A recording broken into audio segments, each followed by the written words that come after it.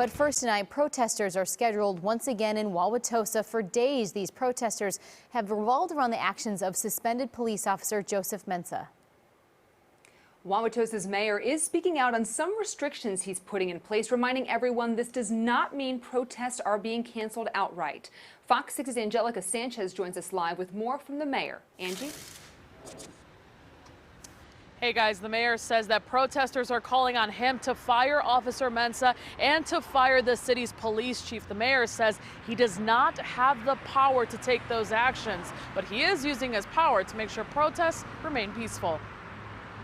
Protesters have visited the home of Mayor Dennis McBride multiple times. It is a very difficult thing to fire a police officer in Wisconsin. They are calling for him to fire Tosa's police chief Barry Weber and suspended police officer Joseph Mensah. We had an incident last Saturday night that everyone's aware of involving Officer Joseph Mensah, and violence occurred. Officer Mensah is being investigated for the officer-involved death of a 17-year-old. His third fatal officer-involved shooting in the last 5 years. The first two were ruled justified by the district attorney. Last Saturday, protesters visited his girlfriend's home where he was present. There are differing versions of who caused what to whom, but violence occurred. Gunshots were fired. The incident is being investigated by the WAUWATOSA Police Department. People still have the right to protest in WAUWATOSA. My statement is very clear on that.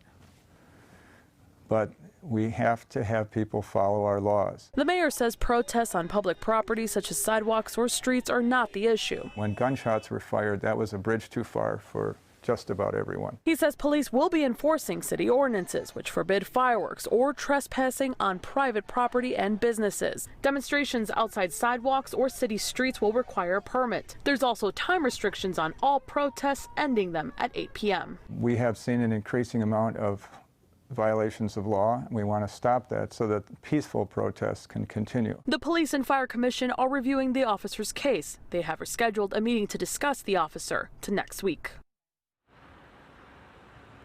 Now, Fox 6 has reached out to the ACLU to get their take on the situation in WAUWATOSA. We have yet to hear back. Live in WAUWATOSA tonight, Angelica Sanchez, Fox 6 News. All right, Angie, we'll be checking in with those protesters and the mayor again.